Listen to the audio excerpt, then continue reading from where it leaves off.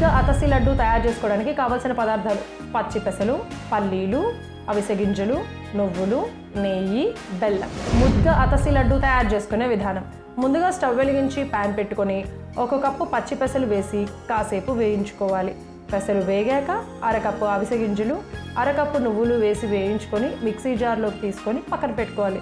ఇప్పుడు అదే ప్యాన్లో 1 కప్పు పల్లీలు వేసి చక్కగా వేగించుకొని అవి కూడా మిక్సీ జార్లోకి తీసుకొని మిశ్రమం చక్కగా చల్లారాక మెత్తగా గ్రైండ్ చేసుకొని పక్కన పెట్టుకోవాలి. ఇప్పుడు స్టవ్ వెలిగించి ప్యాన్ పెట్టుకొని అరకప్పు బెల్లం, సరిపడా నీళ్లు వేసి బెల్లం పాకంగా అయ్యాక ముందుగా గ్రైండ్ చేసుకున్న మిశ్రమం, అలాగే యాలక్కుల పొడి, అలాగే నెయ్యి వేసి బాగా మిక్స్ చేసుకోవాలి.